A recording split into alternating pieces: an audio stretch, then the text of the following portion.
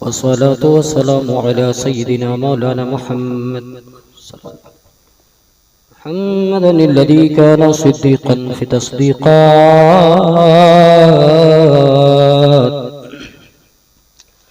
आदिलन फ़ी अहकाम गनियन फ़ी अमवाल गनियन फ़ी दरजात फ़ातिमन फ़ी तत्हीरात फैसलन फ़ी सिफ़ात शहीदन फ़ी तजल्लियात ज़ैनुल आबिदीन बिइबादात बाक़िरन फ़ी इल्मिल अव्वलीन वल आख़िरीन बिमालूमात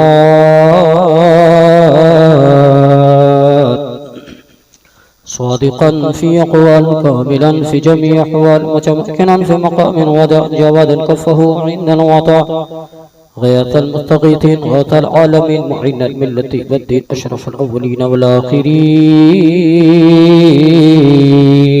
अम्मा बअद फ़अऊज़ु बिल्लाहि मिनश शैतानिर रजीम बिस्मिल्लाहिर रहमानिर रहीम या अय्युहल्लज़ीना आमनू तक़ुल्लाह व कूनू मअस सादिक़ीन व नहनु अला ज़ालिका लमिनश शाहिदीन वश-शाकिरीन।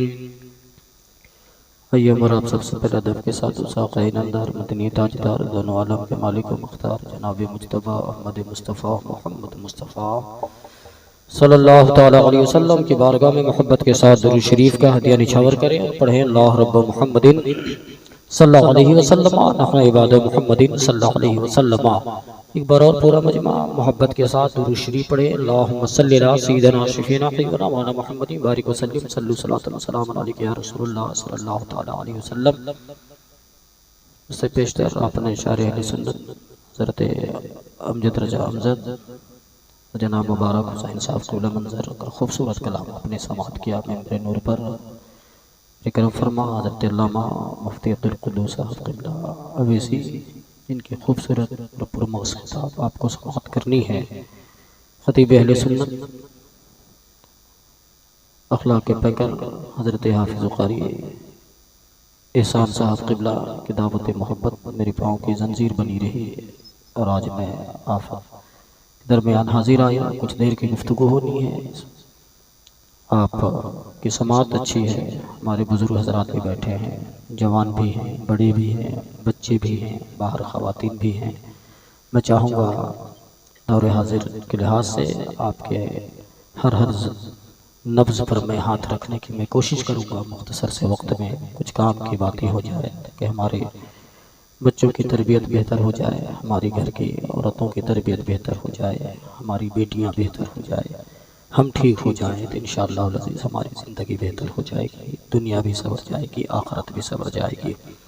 कुछ देर की महफिल है, पूरी रात की महफिल नहीं है, इसलिए आप हज़रात जितने हैं सब अच्छे हैं, सब ईमानदार हैं और आपके साथ आप बैठे रहिए।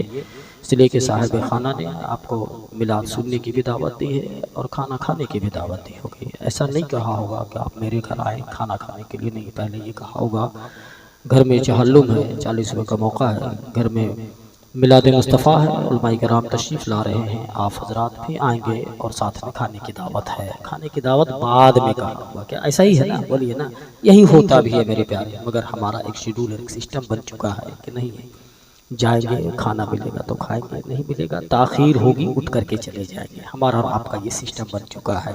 मैं तो कहता हूँ कि अब 40वें में और तीजे में ख़ास तौर से गांव वालों को, मोहल्ले वालों को खाना खिलाना ही नहीं चाहिए था, इस सिस्टम को बंद कर देना चाहिए था, है ना। इसलिए कि गरीबों और मिस्किनों को खाना खिलाने से बेहतर यह है कि 40 रोज़ तक हर एक दिन जो है 10 फ़कीर को कहीं से भी तलाश के लाओ, उनको खाना खिला दो। वो ना हो तो मदरसे में जा कर के बच्चों को खाना खिला दो, बेहतर हुआ है। हम और आप ये खाना खाने के लायक नहीं है, हकीकत यही, कोई बोलता नहीं है। इसलिए मैंने पहले कहा मैं बोलूँगा तो हक बोलूँगा, मेरी बात अच्छी लगे तो सुभान अल्लाह कहना, अल्हम्दुलिल्लाह कहना।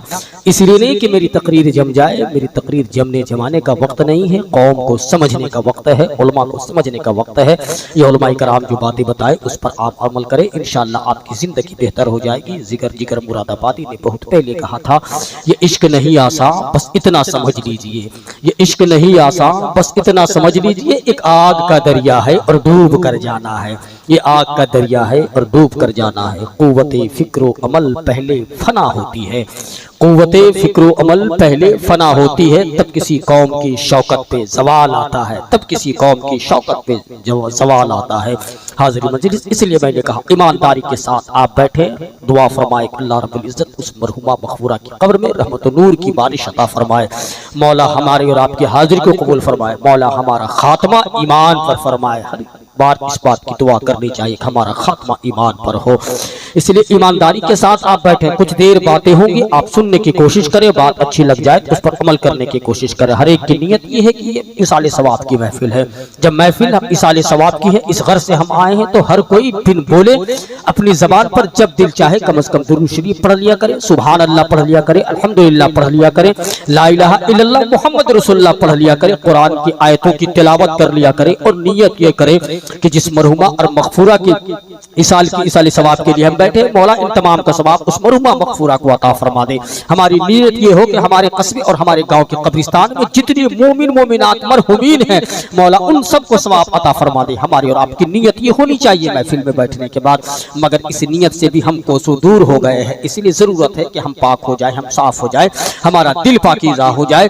ऐसी महफिलें जब भी कहीं मिले, उलमा की बारगाह हो, उलमा मौजूद हो, तो आप आए, बैठे, उनकी बातों को सुने और अपने छोटे छोटे बच्चों को भी लाए। अपने छोटे छोटे 8 साल 10 साल 5 साल 11 साल का बच्चा हो, उसे आप महफिल में आगे बिठाएं। ऐसे बच्चों को मस्जिद में जाने के बाद भी मस्जिद में ना भगाएं। होता यह है कि हमारा 5 साल का बच्चा मस्जिद पहुंच जाता है, हम उसे सर पे टपली मारते हैं, मार करके भगा देते हैं। 6 साल का लड़का मस्जिद पहुंचता है, मार करके हम उसे भगा देते हैं। 8 साल का बच्चा मस्जिद पहुंचता है, मार करके हम भगा देते हैं। जबकि तरीका यह है कि भगाना नहीं चाहिए। मुमकिन है कि 5 साल का बच्चा हो, शोर शराबा करेगा, इसलिए उसे मस्जिद की हुर्मत नहीं मालूम है, उसे ये नहीं पता है कि ये खुदा का घर है। बच्चा 7 साल का हो, 6 साल का हो, मुमकिन है कि उस माहौल में लड़का नहीं पला, उसे मालूम नहीं कि ये मस्जिद है, ये खुदा का घर है, यहाँ हमें शोर शराबा नहीं करनी चाहिए, बल्कि बैठकर कम से कम सुभान अल्लाह पढ़नी चाहिए।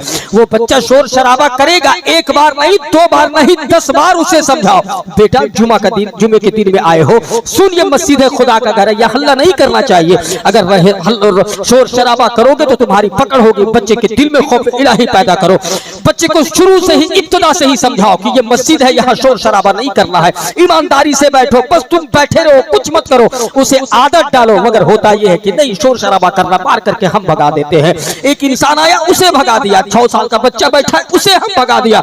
नतीजा ये निकलता है कि हम बच्चे को भगाते रहे, रिजल्ट हमें ये मिला कि 7 साल की बच्चे की उम्र हो गई, मगर रमजान के महीने में हमने अपने बच्चों को सरों पे टोपी नहीं पहना पाते हैं, न जुमे के दिन हम बच्चे को भेज पाते हैं। इसलिए कि शुरू से ही हम उसे मस्जिद से भगाते रहे, दूर करते रहे। फिर बच्चा इस्लाम की अजमत को कहाँ सीखेगा? बच्चा फिर मदरसे की अजमत को कहाँ जानेगा? बच्चा फिर कुरान की अजमत को कहाँ सीखेगा? जहाँ से सीखने की जगह थी, जहाँ बात सुनने की जगह थी, हमने बच्चे को वहां से उठा के भगाया है। इसलिए कम से कम ऐसी महफिलें हो तो बच्चों को लाओ। मैं ये नहीं कहता कि रात भर का जलसा करो, 2 घंटे 3 घंटे की महफिल हो, और ऐसे उलमा का इंतखाब करो जो तुम्हारी दीन की बात करे, जो इस्लाम की बात करे, जो हक़ानियत की बात करे, जो कुरान की अजमत की बात करे, जो नामुसे रिसालत की बात करे, जो मुस्तफा के इश्क की बात करे, जो आखिरत की बात करे, जो कब्र की बात करे, जो आपके अंदर खामियां हो वो उसकी बात करे, आपके बच्चों की इस्लाह की बात करे। मगर हम चाहते ये नहीं है, बल्कि हम ये चाहते हैं भले महफिल 3 घंटा का हो, खतीब ऐसा हो जो हमें खूब पेट भर के हंसाए। हमारा 12 साल 15 साल का बच्चा जो अगर कहीं गलती से कहीं काम करता है, उसका ये जहन बन चुका है, हमें ऐसे खतीब का इंतखाब करो, किसी ऐसे मुक़र्रिर का नाम बताओ जो मुझे रात भर हंसाए, जो मुझे पेट भर भर करके हंसाए, जो सिर्फ लतीफा बाजी करे, जो मुझे इतना हंसाए कि जो सुनने में मजा आए। हमने इस महफिल को इंटरनेट बना दिया, हमने इस महफिल को मनोरंजन के तौर पर बना दिया। हमने ये नहीं समझा कि नबी की महफिल है, यहाँ से कोई बात सीख के जानी चाहिए। हमने ये नहीं सोचा कि नबी की महफिल है, यहाँ पर आखिरत की बात होनी चाहिए। हमारा जहन पहले से बना हुआ था कि किसी हंसाने वाले खतीब का इंतखाब करो। मैं पूछना चाहता हूँ, ए मेरे कौम के जवानों, अगर तुझे रात भर बैठ कर महफिल में अगर हंसना ही था तो तेरे लिए चाय की दुकान काफी थी, वहां तू बैठ के हंस लिया करता। अगर तुझे रात भर बैठ कर हंसना था तो तेरे लिए होटल काफी था, तू वहां बैठ करके हंस लेता। जिस महफिल में रोने की बात होनी चाहिए, आज उस महफिल में हंसने हंसाने की बात हो रही है। जिस महफिल में बैठ कर हमें खुदा को याद करना करना चाहिए था, मगर उस महफिल में बैठकर आज रब याद नहीं आ रहा है। फिर जरा बताओ आज हम कहां चले गए हैं। फिर भी हम कितने आसानी के साथ कह देते हैं कि मरेंगे तो सीधा जन्नत जाएंगे। कितने आसान हो गया है आज जन्नत पाना हमारे और आपके लिए, जबकि ना हमने अपने बेटे को तरबियत दी, न महफिल में बैठकर हमने सुभान अल्लाह कहा। किसके गुमान में हो कि तू जन्नत जाओगे, किसके किसके इंतजार में हो। इतने फख्र और इतने शान से तुम कैसे कह सकते हो कि तू सीधा मरेगा तो जन्नत में जाएगा। किस लिए तुम कह रहे हो? क्या ये सोच रहे हो कि नहीं हजरत कारी एहसान साहब हमें हमारे लिए दुआ कर देंगे, या मेरे भरोसे पे जी रहे हो? खुदा की इज्जत की कसम मैं कहां जाऊंगा मुझे ये पता नहीं है। किसके भरोसे तुम हो? क्या तुम्हारे पीर ने तुझे जन्नत की सनद दे दी है? अगर तेरे पीर ने तुझे बख्शवाने का ठेका ले लिया है तो अपने उस पीर से पहले सवाल कर कि तू जन्नत जाएगा कि नहीं, पहले ये लिख करके दे दे। खुदा की इज्जत की कसम तेरा पीर भी पहले कलम खींच लेगा। कोई ये दावा नहीं कर सकता कि मैं जन्नत में जाऊंगा। वो खुदा का करम होगा कि रब तेरे गुनाहों को माफ कर दे और रब तुम्हें जन्नत में डाल दे। रब तुम्हें जन्नत में डाल दे। इसलिए अपने अमाल की तैयारी करो, आखिरत की तैयारी करो। तुम समझते हो कि नहीं हमारे पांच बेटा है, मरने के बाद वो बख्शवा ले जाएंगे। आज के हालात की बात करूं, मैं करंट आपको आईना दिखाना चाहता हूं। आज जिस मरहुमा मगफूरा का चहल्लुम है ना, कितने रिश्तेदार आए होंगे, कितने दूर दूर से लोग आए होंगे कि नहीं हमारी वो कोई ये कहता होगा हमारी वो चची है जाना चाहिए, कोई ये कहता होगा रिश्ते में वो हमारी नानी लगती थी हमें जाना चाहिए, कोई ये कहता होगा नहीं रिश्ते में हमारी वो ये लगती थी हमें जाना चाहिए। मगर खुदा की इज्जत की कसम उसके दिल से पूछो, कोई तो दीनदारी और दयानतदारी के साथ आया होगा कि नहीं हमें उस महफिल में जाना है, इसाले सवाब की महफिल चहलुम है, कोई ये सोच करके आया होगा। मगर कुछ ऐसे भी होंगे जो ये सोच करके आए होंगे कि अगर नहीं जाएंगे तो घर वाला क्या कहेगा, अगर नहीं जाएंगे तो घर वाला क्या कहेगा, पता नहीं वो क्या सोचेगा। कोई ये सोच करके आया होगा कि चलो चलते हैं, उस बगल में शहर में रामगढ़ भी है, चलो चलते हैं, बहुत दिनों से नहीं गए हैं, इसी बहाने हाजिरी भी हो जाएगी, चेहरा भी दिखा देंगे, सुबह रामगढ़ में रुक करके मार्केटिंग भी कर लेंगे। किसी की नीयत ये होगी, किसी की नीयत तो ये होगी कि चलो चलते हैं, वरना अगर नीयत ये होती कि हमें इसाले सवाब की महफिल में जाना है तो फिर वो घरों में बैठे नहीं होते, वो बाहर दरवाजे पे बैठे नहीं रहेंगे। बल्कि अगर उनकी नीयत ये हो कि हमें इसाले सवाब की महफिल में जाना है तो यहाँ बैठ करके वो कम से कम सुभान अल्लाह तो पढ़ेगा, यहाँ बैठकर अल्हम्दुलिल्लाह तो पढ़ेगा, यहाँ बैठकर कुरान की तिलावत तो करेगा। तुम कहोगे मौलाना हमें कुरान याद नहीं है, हम कुरान पढ़ना नहीं जानते। मैं कहूंगा कुरान पढ़ना नहीं जानते हो, कम से कम सुभान अल्लाह तो कहना जानते हो, नबी पर दुरूद भेजना तो जरूर जानते हो, ला इलाहा इल्लल्लाह मोहम्मद रसूलुल्लाह पढ़ना तो जरूर जानते हो। कम से कम यही पढ़ करके तुम तो दुआ कर देते। अगर तुझे इतना भी नहीं मालूम था, जब इमाम दुआ करता तो साथ में आमीन तो तू बोल सकता था, मगर ना तू सुभान अल्लाह कहा, ना अल्हम्दुलिल्लाह कहा, ना ला इलाहा इल्लल्लाह मोहम्मद रसूलुल्लाह पढ़ा, ना तू कुरान की तिलावत किया, ना इमाम के साथ दुआ में तू शामिल रहा। फिर आया क्यों था? खाना खाने के लिए। बोलिए ना क्यों आया था? आप सोच रहे हैं कि हम मरेंगे तो रिश्तेदार लोग सीधा जन्नत में धकेल देंगे, जैसे जन्नत आपके बाप की जागीर है, आपने 2-4 कट्ठा वहां पर जमीन खरीद लिया हो जन्नत में। जन्नत इतना आसान नहीं है जितना आसान आप समझते हैं। हजरत ख्वाजा हसन बसरी की बारगाह में आता हूं मैं, हजरत ख्वाजा हसन बसरी की बारगाह में आता हूं। वो अपने गुलाम के सामने, मुरीदीन के सामने रो रहे थे, आंसू बहा रहे थे। रोते रोते गुलामों ने कहा कि आका आप आज इतने आंसू क्यों बहा रहे हैं? कौन सी ऐसी बात आपने मुताला कर ली है? कौन सी ऐसी रवायत आपकी नजरों से गुजरी कि आप इतने आंसू बहा रहे हैं, आप इस कदर रो रहे हैं? हजरत ख्वाजा हसन बसरी ने कहा कि सुन, आज एक रवायत मेरी नजरों से गुजरी है। कहा बताओ वो बात क्या है? हजरत ख्वाजा हसन बसरी कहते हैं कि एक शख्स ऐसा होगा जिसका जिसका इंतकाल होगा, इंतकाल होने के बाद वो 1000 बरस तक जहन्नम की आग में जलेगा। गौर करना मैं क्या कह रहा हूँ। हजरत ख्वाजा हसन बसरी कहते हैं कि वो 1000 बरस तक जहन्नम की आग में जलेगा, और जहन्नम की आग में जब वो जलेगा तो 1000 बरस तक खुदा की तस्बीह पढ़ता रहेगा। वो जहन्नम की आग में भी जलेगा मगर खुदा की किबरियाई बयान करता रहेगा, खुदा की बड़ाई बयान करता रहेगा, खुदा को याद करता रहेगा, खुदा की तस्बीह पढ़ता रहेगा, खुदा को पुकारता रहेगा। 1000 बरस जहन्नम में जलने के बाद जब 1000 बरस जब गुजर जाएंगे तब रब फरमाएगा कि फरिश्तों अब इस बंदे को जहन्नम से निकाल करके जन्नत में डाल दो। कहा इसी रवायत को पढ़ करके मैं रो रहा हूँ। उस वक्त मुरीदों और गुलामों ने कहा क्या आका क्या हुआ? हजरत ख्वाजा हसन बसरी कहते हैं सुन, काश के मैं वो बंदा होता, काश के मैं वो बंदा होता। गुलामों ने कहा आका ये कैसी बात कर रहे हैं, आप तो सिराजुस सालिकीन हैं, आप फना फिल्लाह हैं, आप फना फिल रसूल हैं, दिनों भर खुदा की इबादत करते हैं, ना आपकी जोहर कज़ा है, ना असर कज़ा है, ना मगरिब कज़ा है, ना ऐशा कज़ा है, ना तहज्जुद आपकी कज़ा है, रमजान के रोजे भी आप रखते हैं, ज़कात भी देते हैं, हज भी आपने किया, उम्रा भी आपने किया, तमाम नेकियां आपके पास है। वो शख्स तो 1000 बरस तक जहन्नम की आग में जलेगा तब जन्नत में जाएगा, तब 1000 बरस के बाद खुदा कहेगा कि तू जन्नत में जा। आप तो उससे बेहतर है, फिर आप ये क्यों कहते हैं कि काश में वो शख्स होता, काश के में वो शख्स होता। ख्वाजा हसन बसरी कहते हैं पगले ना सुन, 1000 बरस जहन्नम की आग में जलने के बाद इस बात की गारंटी है कि वो जन्नत में जाएगा। मेरी क्या गारंटी है कि मैं जन्नत में जाऊंगा? मुझे किसने सनद दे रखी है कि मैं जन्नत में जाऊंगा? फिर तुम इसमें इतने शान से कैसे कहते हो, जिसके पास ना जोहर है, ना असर है, ना मगरिब है, ना ऐशा है, माँ बाप को तुमने सताया, बच्चों को अच्छी तरबियत आपने नहीं दी, रमजान के रोजे आपने नहीं रखे हैं, ना ज़कात आपने अदा किया है, ना आपने हुकूकुल्लाह अदा किया, ना हुकूकुल इबाद अदा किया, ना आपने बंदों का हक अदा किया। दिन भर सिर्फ चुगलियां की आपने, दिन भर आपने बुराइयां की। जिस महफिल में बैठ के रोना चाहिए था, उस महफिल में आपका बेटा आईपीएल लगाने, आईपीएल में जुए लगाने में मस्त है। वो आपका बेटा किस तरबियत का आलम है कि वो ये सोच रहा है कि आज के मैच में लिविंगस्टोन को कैप्टन बनाया जाए या किसे कैप्टन बनाया जाए। आज के मैच में किसे हमें वाइस कैप्टन चुनना चाहिए, शेन वास्टन को बनाना चाहिए या माइकल हसी को लेना चाहिए या डेविड कॉनवे को लेना चाहिए। आपका बच्चा ये सोच रहा है। फिर जरा ये बता हम किस तरबियत में जी रहे हैं? जुआ 1 रुपया का हो या 1000 रुपया का, हराम है तो हराम है। जैसे कुत्ते का गोश्त 1 बोटी खाओ या भर प्लेट खाओ, हराम है तो हराम है, वो जायज नहीं हो सकता है। मगर जरा बताओ आज हम किस तरबियत में जी रहे हैं? हमारा बेटा चलना चाहता है इस स्टाइल में जैसे बॉलीवुड वाला चलता है, हमारा बेटा कपड़ा इस अंदाज में पहनना चाहता है जैसे बॉलीवुड वाला पहनता है, हमारी बेटी इस अंदाज में चलती है जैसे हॉलीवुड की कोई एक्ट्रेस हो। वह हमारी बेटी घर की हॉलीवुड हीरोइन की नकल कर रही है, बेटा हॉलीवुड वाले का नकल कर रहा है। मगर ये बेटा भूल गया है कि मरने के बाद उसे कब्र में जाना है, मरने के बाद उससे हिसाब व किताब लिया जाएगा। ए बेवकूफ सुन, तू किसी को याद कर या मत कर, याद कर, तू इसे याद कर या याद ना कर, तू किसी क्रिकेटर को याद कर या मत याद कर, तू किसी को याद कर भले वो तुझे ना जानता हो, ना पहचानता हो, मगर दिन भर तू जिसकी पैरवी कर रहा है, तुझे ये खबर नहीं कि तू मदीने वाले मुस्तफा को याद कर या मत कर। मदीने वाले मुस्तफा जो आमना के लाल है, अब्दुल्ला के दुर्रे यतीम है, 24 घंटा नबी तुम्हारी फिक्र करते रहते हैं।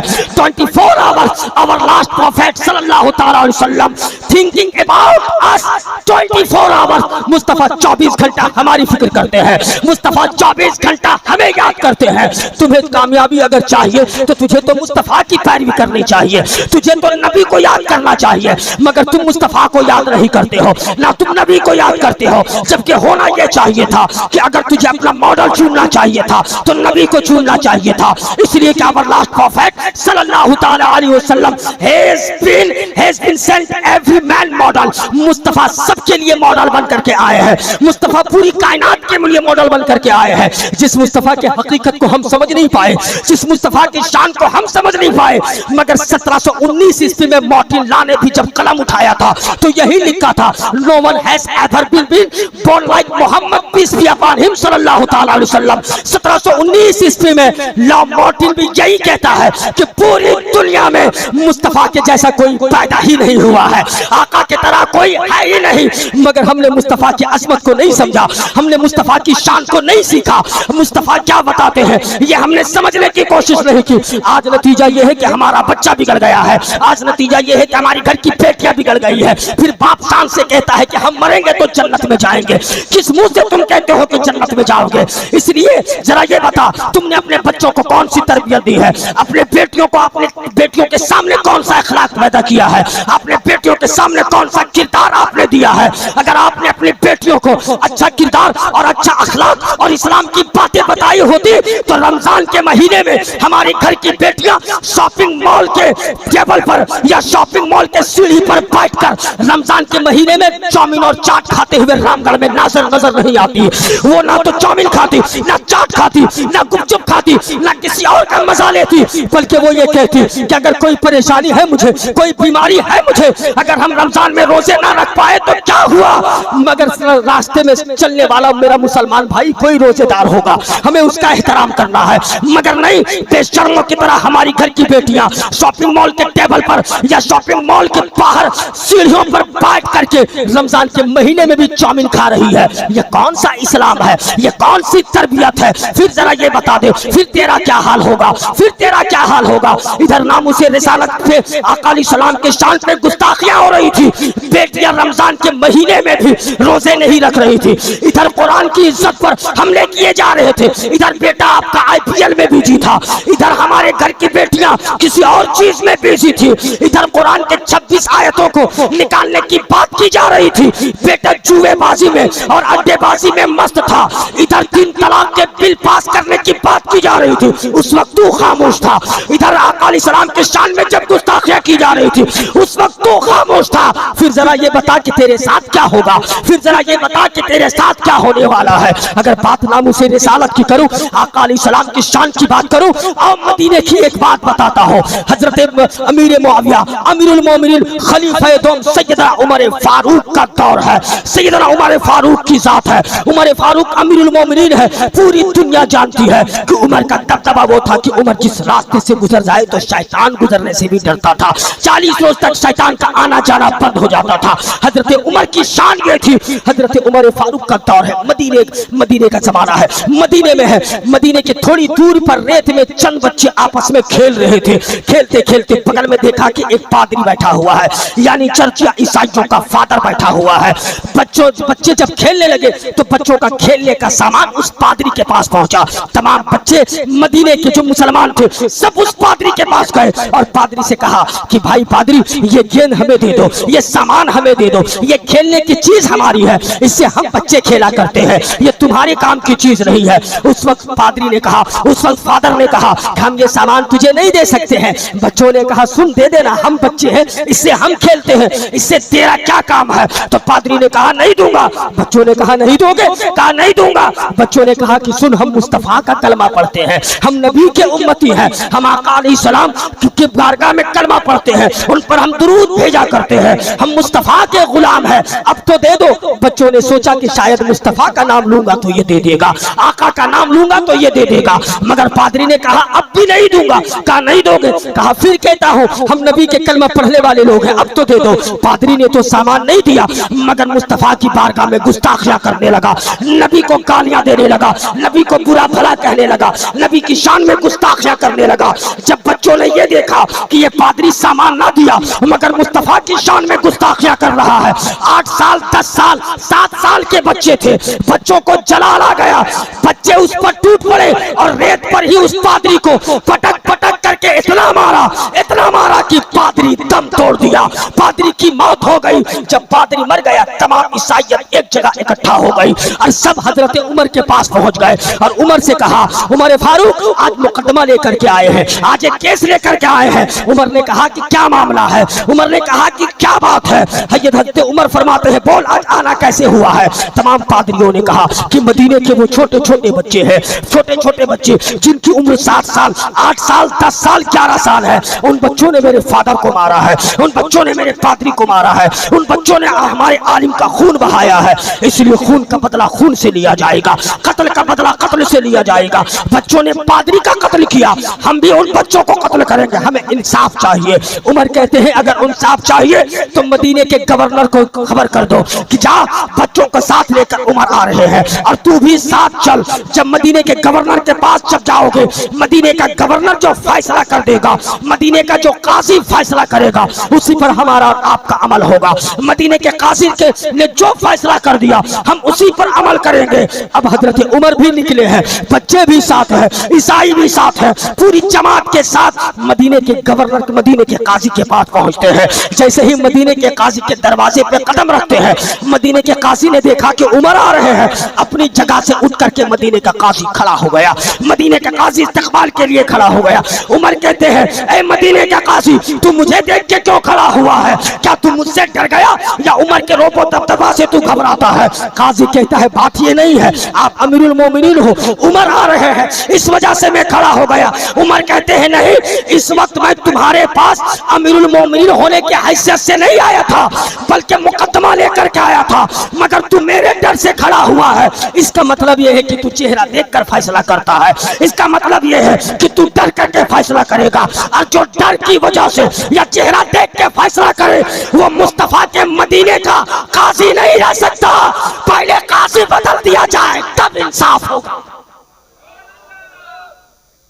गौर करें, उमर ने कौन सा रोबो दबदबा और उमर ने क्या पैगाम दिया? सिर्फ काजी खड़ा हुआ था, सिर्फ काजी खड़ा हुआ था। मदीने के काजी ने कह, मदीने के काजी ने सिर्फ खड़ा हुआ। उमर ने कहा कि फैसला बाद में होगा, पहले काजी बदलो। लगता है कि तू चेहरा देख के फैसला करता है, लगता है कि तू डर के फैसला करता है, मगर आज अपने सोसाइटी में आ जाओ, आज अपने समाज में आ जाओ, आज अपने घर के मामलात को देखो, आज अपने समाज और सोसाइटी में देखो। आज होता क्या है कि सरपंच के पैकेट में 5,000 डालो, फैसला आपके तरफ होगा। मुखिया के पैकेट में 10,000 डालो, फैसला आपके तरफ होगा। सेक्रेटरी के पैकेट में 5,000 डालो, फैसला आपके तरफ होगा। सदर के पैकेट में 5,000 डालो, फैसला उसके तरफ होगा। चाहे किसी के बेटा जेल चला जाए, चाहे किसी की बेटी की जिंदगी बर्बाद हो जाए, चाहे मस्जिद के इमाम पर घिनौना इल्जाम लगा करके इमाम को भगाया जाए, कोई मतलब नहीं। सदर हो या सेक्रेटरी या खजांची हो या मस्जिद का ट्रस्टियान हो या चौधरी हो गांव का,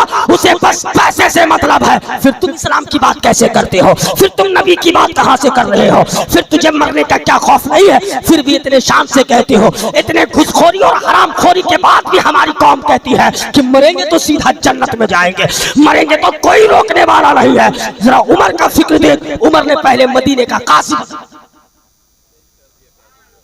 बात समझ में आ रही है? बात समझ में? ईमानदारी के साथ सुनो, नारा लगाने की कोई जरूरत नहीं, मैं कहूंगा भी नहीं। हाँ, इतने लोग बैठे हुए में अगर मेरे बच्चों में, जो हमारे 11 साल 15 साल 18 साल के बच्चे, अगर इन बच्चों में इनकलाब आ जाए तो मैं समझ जाऊंगा कि मैं यहाँ भी कामयाब हूँ और आखिरत में भी मेरे लिए सामान आखिरत तैयार है। बस मैं यही समझूंगा। ईमानदारी के साथ आप बैठे रहे। मदीने का काजी बदल दिया गया। जब मदीने का काजी बदल गया, दूसरा काजी इंतखाब किया गया। उमर कहते हैं कि अब मुकदमा सुनाया जाए, अब बात रखी जाए, क्या मामला है? अब कहा, बोल क्या चाहते हो? मदीने का काजी एक तरफ, उमर एक तरफ, बच्चे एक तरफ, पूरी ईसाईयत एक तरफ है। तमाम लोगों ने कहा कि काजी साहब, मामला ऐसा है कि हमारे पादरी साहब, जो हमारे पोप का फादर है, जो हमारा आलिम दीन है, जो हमारा पादरी है, जो हमारा सबसे बड़ा पादरी है, इन मदीने के छोटे छोटे बच्चों ने उसे पटक पटक करके मारा, और इतना मारा कि हमारा पादरी दम तोड़ दिया। कहा, तुम क्या चाहते हो? कहा, खून का बदला खून से लिया जाएगा। चूंकि इन्होंने, बच्चों ने पादरी को मारा, पादरी की मौत हो गई, इसलिए हम भी चाहते हैं कि खून का बदला खून से लिया जाएगा। हम भी बच्चों को कत्ल करेंगे, हम भी बच्चों को मारेंगे। उमर कहते हैं, यार बस कर, कब से सुन रहा हूं बच्चों ने मारा, बच्चों ने मारा। जरा एक बार बच्चों से भी तो पूछ लिया जाए, जरा बच्चों से भी सवाल तो कर लिया जाए कि बच्चों ने मारा कि नहीं मारा है। अगर बच्चों ने मारा है तो क्यों मारा है? जरा रीजन तो समझ लिया जाए, जरा वजह तो पूछ ली जाए, जरा सबब तो एक बार जान ली जाए। अब तमाम मदीने के बच्चों से पूछा गया कि बेटा बोल, क्या तूने पादरी को मारा है? तमाम बच्चों ने कहा, अमीरुल मोमिनीन, झूठ नहीं बोलूंगा, हाँ हमने मारा है, हाँ हमने, हमारे मारने की वजह से पादरी की मौत हो गई है। उमर ने कहा, क्यों मारे? बच्चे कहते हैं, अमीरुल मोमिनीन, वजह एक बार तो सुन लीजिए, उसके बाद आप जो फैसला दीजिएगा हमें मंजूर है। उसके बाद आप हमें तख्तेदार में चढ़ा दे, हमें मंजूर है। हमारा कत्ल कर दे, हमें मंजूर है। हमें जेल में बंद करवा दे, मंजूर है। वो 7 साल 8 साल और 11 साल के बच्चों का जज्बा था, जो कहते हैं कि वजह सुन लिया जाए। तमाम बच्चों ने कहा, अमीरुल मोमिनीन क्या बताए, हम रेतीली जमीन पर खेल रहे थे, खेलने का सामान पादरी तक पहुंचा, हमने पादरी से तलब किया, पादरी सामान ना दिया। हमने कहा हम मुस्तफा का कलमा पढ़ते हैं, पादरी तो भी सामान ना दिया। पादरी सामान ना देता कोई बात ना थी, पादरी सामान ना दिया, इससे हमें कोई तकलीफ नहीं। पादरी मुस्तफा को गाली दे रहा था, पादरी मेरे नबी के शान में गुस्ताखी कर रहा था, पादरी मेरे मुस्तफा को बुरा भला कह रहा था। मदीने के छोटे छोटे बच्चे कहते हैं, अमीरुल मोमिनीन, पादरी मेरे बाप को गाली देता, हम बच्चे बर्दाश्त कर लेते। पादरी मेरी माँ को गाली देता, हम बर्दाश्त कर लेते। पादरी मेरे खानदान वालों को गाली देता, हम बर्दाश्त कर लेते। पादरी मेरे बाजू काट देता, हम बर्दाश्त कर लेते। पादरी मेरे सर धड़ से अलग कर देता, हम बर्दाश्त कर लेते। मगर पादरी ने ना हमें मारा, ना हमारे बाप को गाली दिया। पादरी मुस्तफा को गाली दे रहा था। हम ये बच्चे बर्दाश्त नहीं कर पाए, इसलिए नामुसे रिसालत के खातिर, अज़मत रिसालत के खातिर, मुस्तफा की शान के लिए पादरी को पटक पटक कर हमने इतना मारा कि पादरी की मौत हो गई। उमर कहते हैं बस जा, फैसला हो गया। उमर कहते हैं जा, फैसला हो गया। काश ये जज्बा हमारे बच्चों में आता, काश ये इनकलाब हमारे बेटों में आता। तो जरा गौर कर मेरे प्यारे, अगर ये इनकलाब हमारे बच्चों में आ जाता तो फिर जरा गौर करना कि कोई यूपी की धरती पर बैठ करके तेरे नबी की शान में कभी गुस्ताखी नहीं करता, कोई महाराष्ट्र की जमीन पर बैठ कर नबी की शान में कभी गुस्ताखी नहीं करता। हजरत सिराजुस सालिकीन इमाम गजाली ने बहुत पहले कहा था कि एक वो दौर आएगा जब उम्मत के सामने नबी को गालियां दी जाएगी, मुस्तफा को बुरा भला कहा जाएगा। अगर वो उम्मत खामोश रही तो समझ लेना फिर एक वो दौर आएगा जब उसकी इज्जतें छीनी जाएंगी, वो कुछ नहीं कर पाएंगे। उनकी बेटियों की इज्जत जाएगी, वो कुछ नहीं कर पाएंगे। उनके बेटे को लहूलहाल किया जाएगा, उस वक्त तो कुछ नहीं कर पाएंगे। बात चली थी नामुसे रिसालत की, हमें लोगों ने एक बार नहीं आजमाया है। आप ये वक्फ बिल की बात करते हैं, ये वक्फ बिल आज का एजेंडा नहीं है, ये फौरन का एजेंडा नहीं है जो आप समझते हैं ऐसा हो रहा है। नहीं, इससे पहले 3 तलाक के नाम पर आपको आजमाया गया था। इससे पहले 26 आए थे, कुरान पर निकालने की बात कही गई थी, आपको उस वक्त भी आजमाया गया था। इससे पहले और कोई बिल लाकर आपको आजमाया गया था। इन तमाम चीजों को अगर हट करके देखें, ये उर्दू भाषा, ये ज़बानी भाषा, ये होना चाहिए, ये नहीं होना चाहिए, इन तमाम पर तो आज ये बातें हो रही है। मगर सबसे पहले आपको नामुसे रिसालत के नाम पे आजमाया गया था। सबसे पहले आपको मुस्तफा की आजमत के लिए आजमाया गया था। अंग्रेजों ने 100 साल पहले कहा था। अंग्रेजों ने जब ये देखा ये मुसलमान के वो कौम है जो भूखे रहे कोई परवाह नहीं है, फिर भी ये अड़ जाती है, ये वो कौम है प्यासी हो, इनके पास खाने पीने के सामान ना हो तो भी ये मैदान अमल में उतर जाती है। ये वो कौम है जिसे ना घर की परवाह है, ना छत की परवाह है, ना खाने की परवाह है, ना पान पीने की परवाह है, किसी चीज की इसी परवाह नहीं होती है। आखिर राज क्या है इस कौम की कामयाबी की? राज क्या है? इसको झुकाना कैसे चाहिए, इस कौम को कैसे मारा जाए? तो अंग्रेजों ने जब गौर किया तो देखा ये वो कौम है जो अपने नबी पर जान देती है, आका अलैहिस्सलाम पे बेपनाह मोहब्बत करती है। तो अंग्रेजों ने यह हथियार उठाया सबसे पहले कि अगर इस कौम को मारना है तो इसके सीने से मुस्तफा का इश्क निकाल दो, इसके रिसालत का चिराग बुझा दो। जिस दिन इसके सीने से इसके रिसालत का चिराग निकल गया फिर समझ लेना ये कौम मर चुकी है, फिर इसके साथ जो चाहो कर लो, कोई बोलने वाला नहीं। वही हमें पहले आजमाया गया था, उस आजमाइश में हम फेल साबित हुए। हम ये डरते रहे, घबराते रहे कि हम कर क्या सकते हैं। हुकूमत उनके पास, इख्तिदार उनके पास, कुर्सी उनके पास, सब कुछ उनके पास है, फिर हम कर क्या सकते हैं। ग़ज़वा बदर की तारीख क्या आपको याद नहीं है? हजारों मुकाबिल में थे जिनके पास खाने पीने का सामान भी था, तलवारें भी थी, तमाम चीजें इकट्ठा एक जगह थी, कुफ्र भी, जालिम भी, सब एक जगह एक साथ आ रहे थे।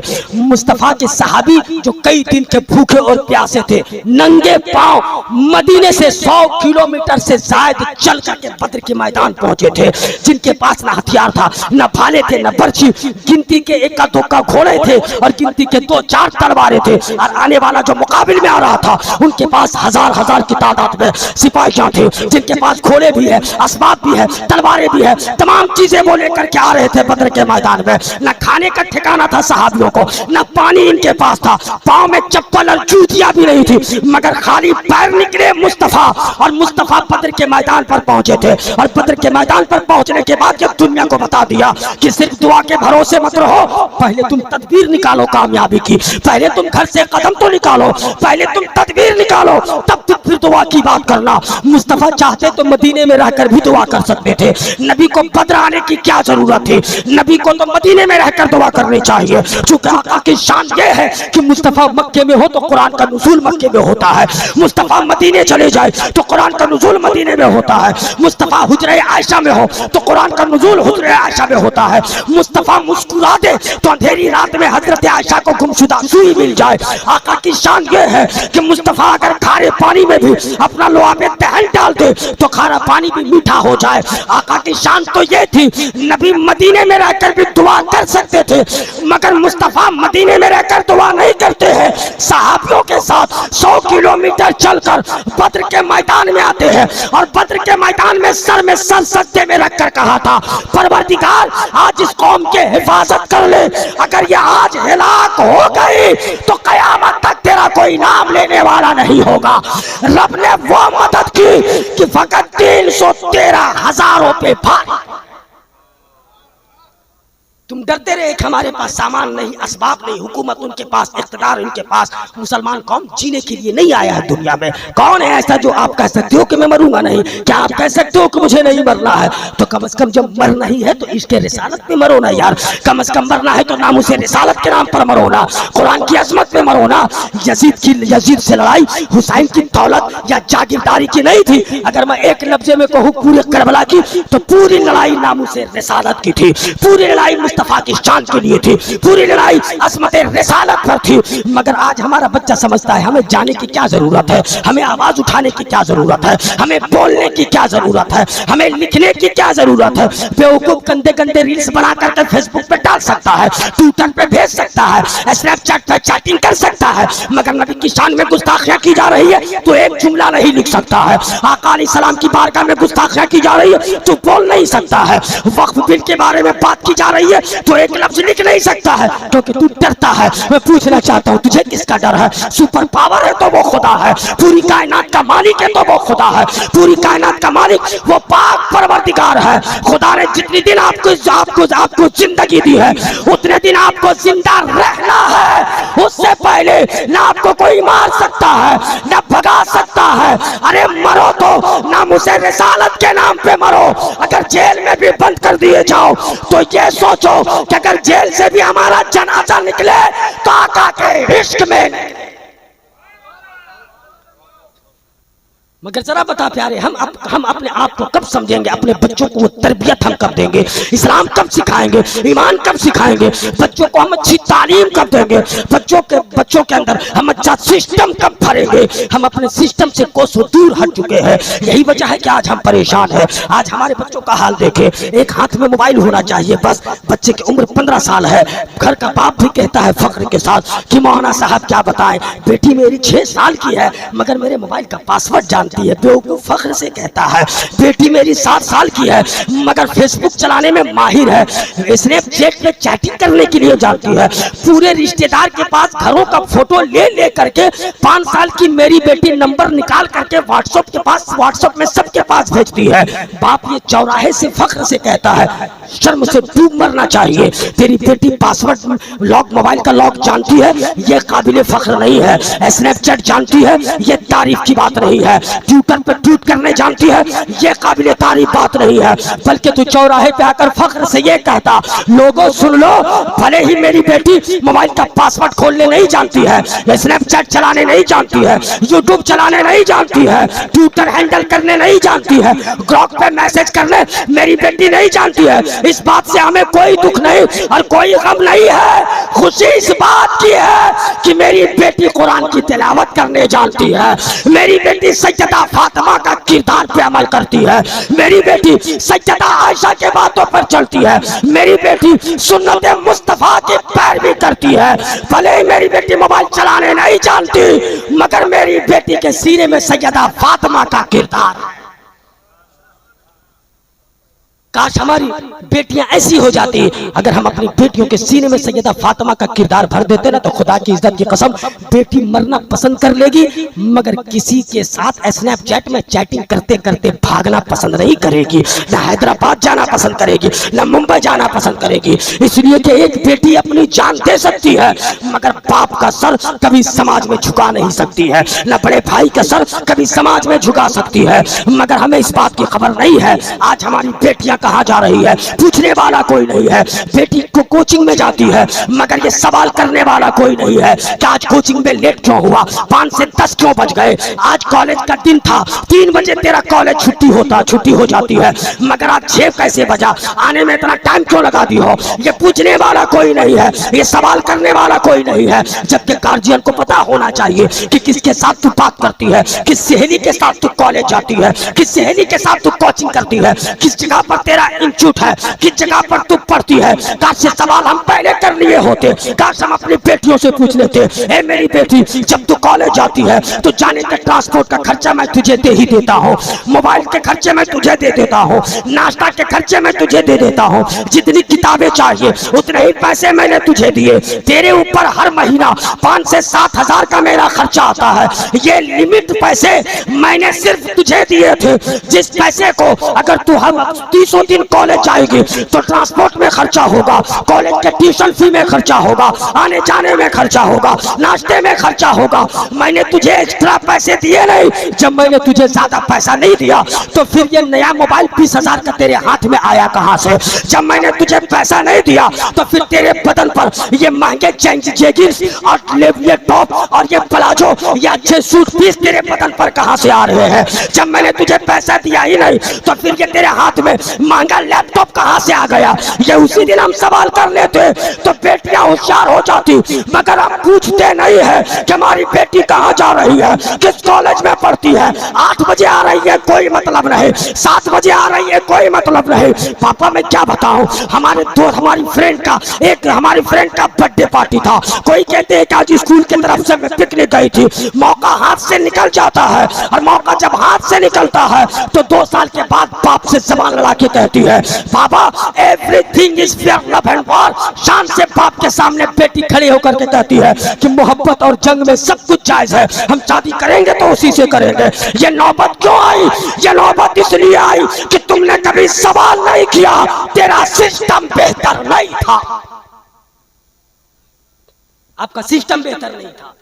रामगढ़ कॉलेज के बगल में एक पार्क है, आप जा करके देखें, आप समझते हैं कि हमारी घर की बेटियां पढ़ने जा रही है, बगल में जो पार्क है जिसमें सिर्फ अलाउ है कपल का। और मैं जब कोई बात बोलता हूं तो सबूत के साथ और प्रमाण के साथ में बोलता हूं, हवाई फायरिंग में नहीं कर रहा हूं। रामगढ़ कॉलेज के बगल में थोड़े से 10 मीटर या 50 या 100 मीटर जाएंगे, वहां से आप राइट लेंगे, लोकेशन भी आपको बताता हूं, आप वहां जाएं। सिंगल लड़कों का अलाउ ही नहीं है वहां पर जाने का, सिर्फ कपल वहां पर जा सकते हैं, सिर्फ कपल। आपने कभी गौर किया कि आपकी बेटी कहां जा रही है? कॉलेज के नाम पर कहीं पार्क में बैठी तो भी नहीं है, कॉलेज जाने या ट्यूशन जाने के नाम पर पढ़ने जा रही है या किसी के साथ पार्क में घूम तो नहीं रही है? आपने ये कभी फिक्र नहीं की है? फिर जरा ये बता हमारे जवानों में किरदार कहां से आएगा? बेटा कैसा होना चाहिए, औलाद हमारी कैसी होनी चाहिए? और मैं एक तारीफ पेश करता हूँ, हजरत नजमुद्दीन कुबरा हजरत नजमुद्दीन की बात करता हूँ। हजरत नजमुद्दीन के घर वालों ने कहा कि बेटा सुन न, शादी कर ले, बेटा शादी कर ले। नजमुद्दीन कहते हैं कि माँ शादी नहीं करूंगा मैं।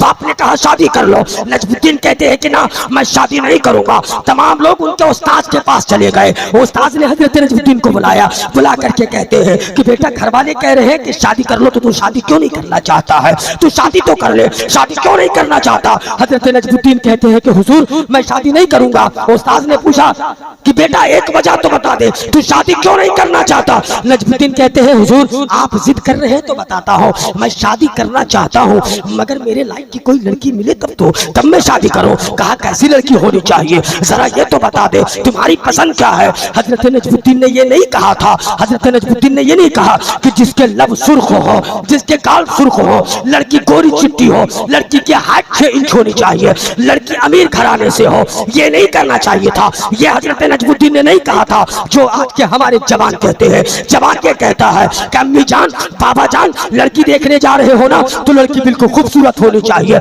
लड़की बिल्कुल बेहतर होनी चाहिए, लड़की स्मार्ट होनी चाहिए थी। उसके बाद घर के 50 लोग उस लड़की को देखने के लिए जाते हैं, जिसमें सदर भी है, सेक्रेटरी भी है, गांव का इमाम भी है, तमाम लोग हैं, बैठ करके खाते हैं, लड़के का दोस्त यार भी है, लड़के का बहनोई भी है, सब बैठ करके खाना खाते हैं। 50 लोगों ने लड़की को देखा। देखने के बाद अब जब उससे सवाल किया जाता है कि लड़की पसंद आई कि नहीं आई, बेहुदा कहता है कि घर जाकर के मशवरा करके जवाब दूंगा, पहले घर तो जाने दो। घर जाना घर से पहुंचता है। घर पहुंचने के बाद अब पूछा जाता है कि जरा लड़के वालों से पूछ लो मेरी बेटी पसंद आई कि नहीं है, मेरी बेटी पसंद आई कि नहीं। उस वक्त जवाब ये दिया जाता है, नहीं नहीं हमारा लड़का तो पसंद ही नहीं करता।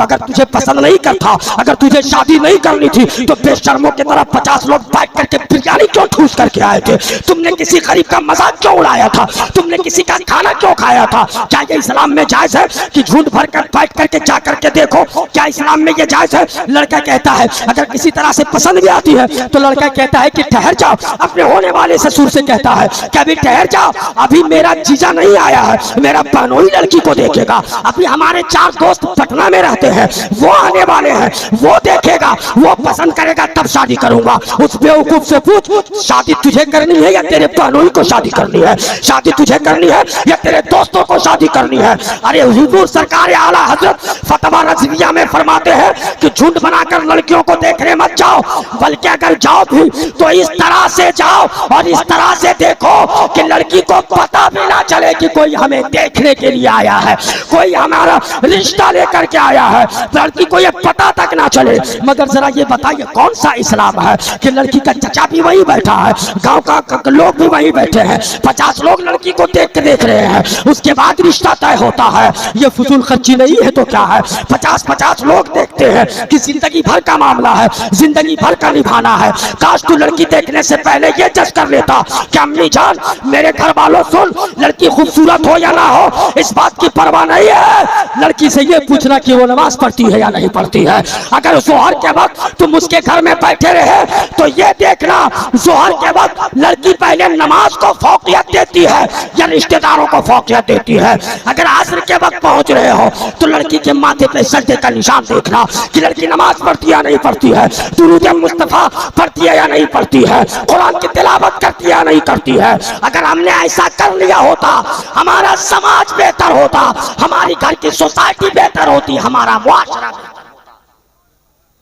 हमने ये कभी किया नहीं, फिर भी ये कौम चिल्लाती है मेरे साथ ये हो रहा है, मेरे साथ वो हो रहा है, अभी कुछ नहीं हो रहा है।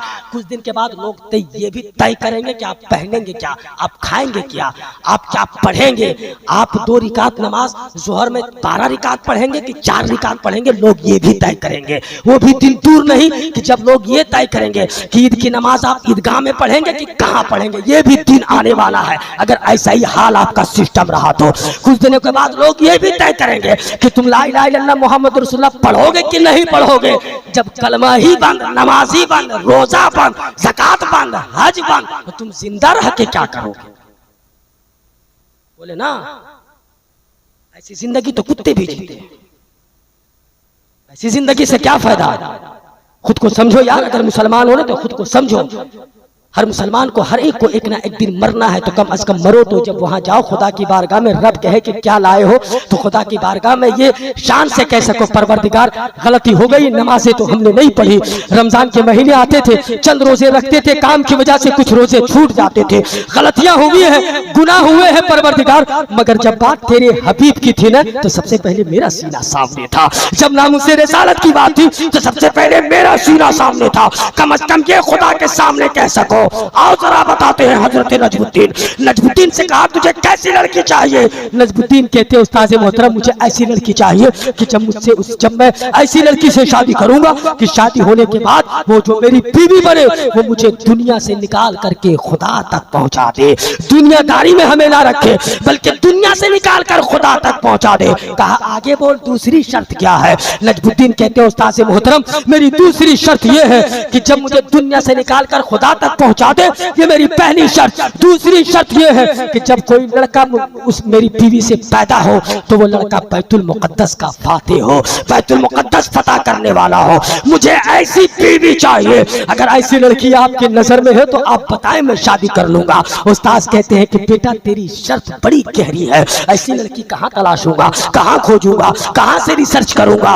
उस्ताद मोहतरम खामोश हो जाते हैं। अभी 1 रोज या 2 रोज गुजरे थे कि उसी मदरसे के सामने सामने एक खातून दौड़ते दौड़ते चली आई। हजरत नजमुद्दीन कुबरा के उस्ताद को तलाशती है।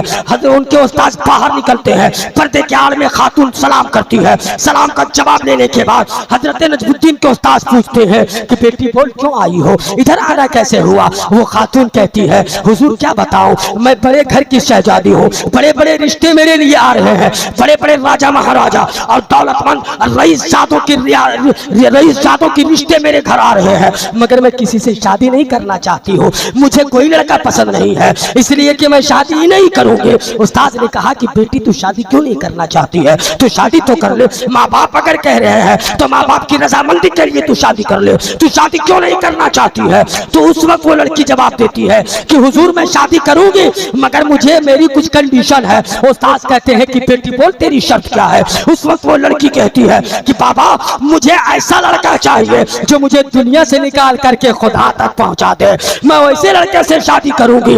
दूसरी शर्त यह है कि जब मेरी कोई औलाद पैदा हो तो बेटा मेरा बैतुल मुकद्दस का फतह करने वाला हो, मुझे ऐसा शौहर चाहिए।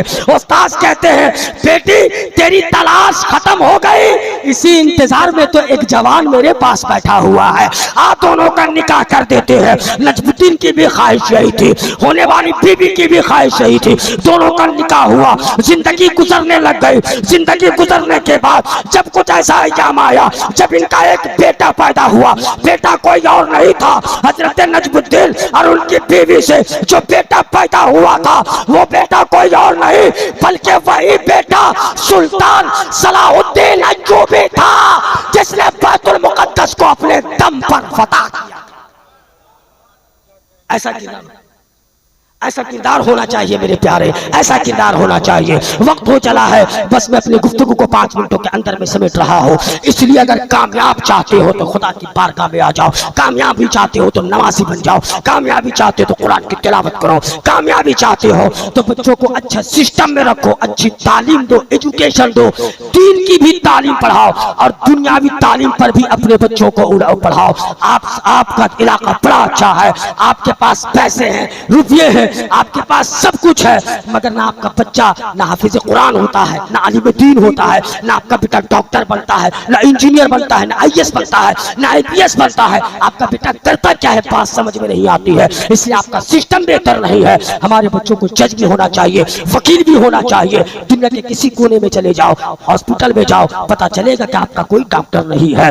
किसी भी जगह जाओ, जज के पास जाओ, तुम मुकदमे लेकर के जाओ, कोर्ट में जाओ, वहां आपका कोई आदमी नहीं है।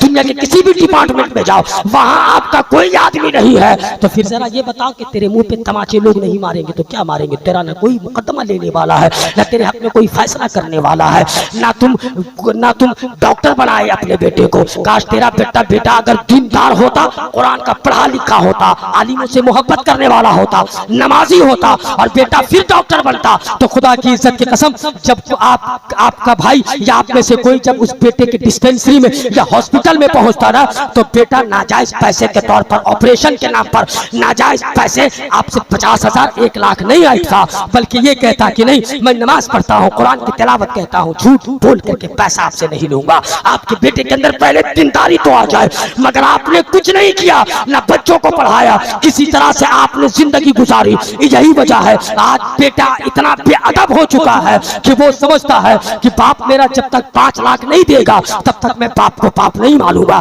जब तक 5 डिसमिल जमीन नहीं देगा मेरा बाप खरीद करके तब तक कि वो मेरा बाप नहीं है। अगर बाप गरीब है तो वो बेटा बदज़बानी के साथ बात करता है माँ बाप से। जरा ये बता दे मुझे ये कौन सा सिस्टम है? आप जब समाज में बैठते होंगे, कई लोगों की आपने नशिस्तें और मीटिंगें की होगी, बेहुदा बाप बेटा यही जवाब देता है कि मेरे बाप ने मेरे लिए क्या किया है, मेरी माँ ने मेरे लिए क्या किया है, क्या मेरे लिए कोई घर बना दिया है, क्या मुझे 5 लाख दिया है या मुझे बैंक बैलेंस दिया है? मैं उस लड़के से पूछना चाहता हूँ, बेवकूफ सुन, वो तेरा बाप है, 5 लाख देने से तो वो तेरा बाप नहीं होगा। 10 डिसमिल जमीन खरीदे तब वो तेरा बाप नहीं है, बल्कि वो 1 रुपया भी ना दे, उसने तुझे पैदा कर दिया, यही उस बाप का एहसान है, वही उसका एहसान है। इसलिए एक बात याद रखना, जो माँ बाप का वफादार नहीं हो सकता, खुदा की इज्जत की कसम वो किसी का नहीं हो सकता, वो किसी का नहीं हो सकता।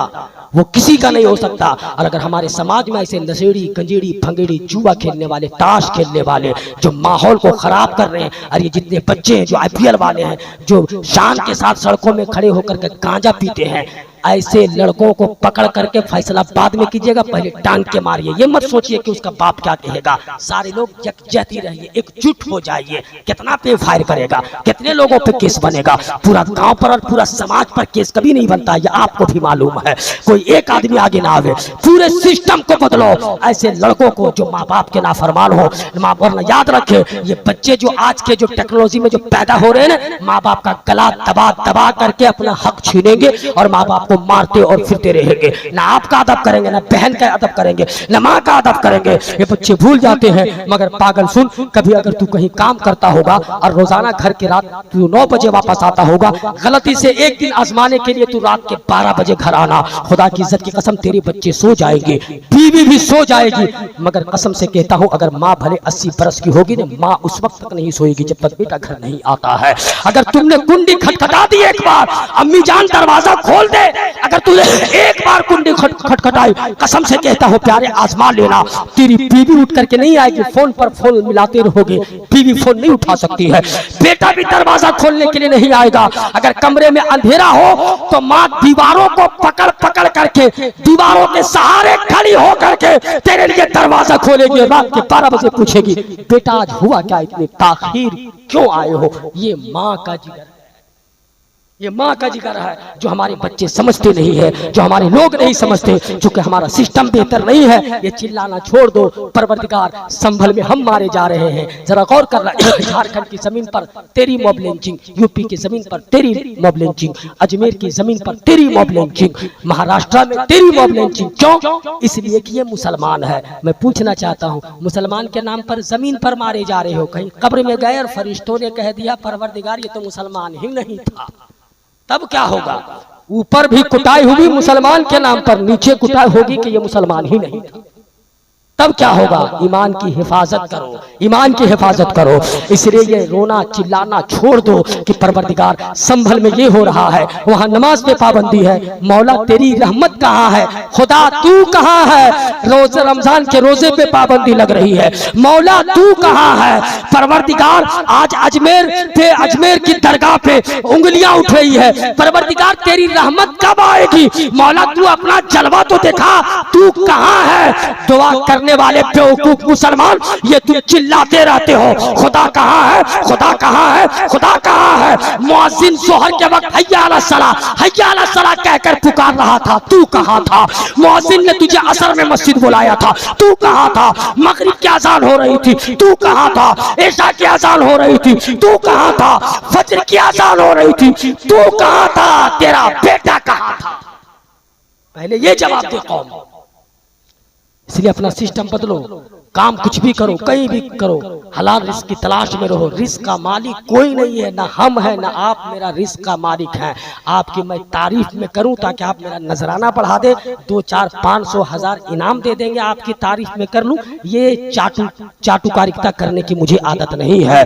इसलिए याद रखना मेरे प्यारे, मेरा रिस्क का मालिक आप नहीं है, न ये है, न ये है, न ये है, न मैं इनका मालिक हूँ। मेरा रिस्क का मालिक खुदा है मेरे प्यारे, खुदा है। रमजान के महीने में 8 घंटे के बजाय आप 4 घंटे काम करते थे, फिर भी आपने अच्छा खाना खाया, अच्छा खाना खाया, अच्छे शहरी में अच्छा इंतजाम किया, अफ्तारी में आपने अच्छा खर्चा किया, ईद में आपने अच्छा खर्चा किया। लॉकडाउन में सबके काम बंद थे, फिर भी बंदा अच्छा खाना खा रहा था। क्यों?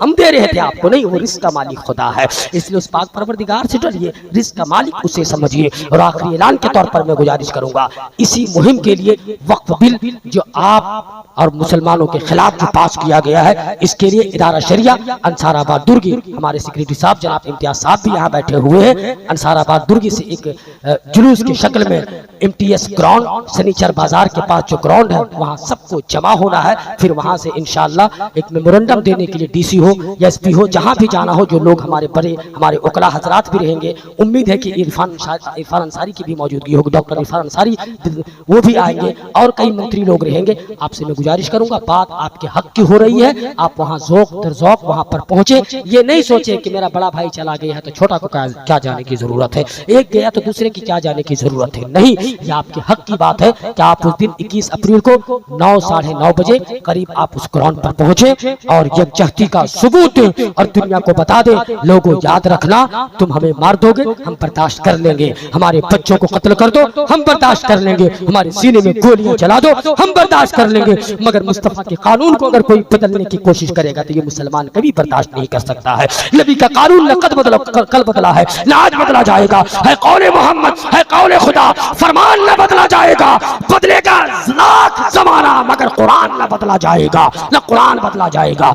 इसलिए 21 अप्रैल की तारीख को याद करें और यकजहती का सबूत दे, आप उस ग्राउंड पर पहुंचे और अपने मुत्तफिक और इत्तेहाद होने का सबूत दे। और मैं बार बार गुजारिश करूंगा अपने बच्चों का सिस्टम बेहतर करें, उन्हें अच्छी तालीम दे, अच्छी एजुकेशन दे, अच्छे इल्म की तरफ लाए, उनका कैरेक्टर बेहतर करें और अपने घर की बेटियों की भी खैरियत लें और उनके भी कैरेक्टर और किरदार में बदलाव लाएं, वरना न समझोगे तो मिट जाओगे हिंदी मुसलमानों, तेरी दास्तां तक ना होगी दास्तानों में। उस बात पर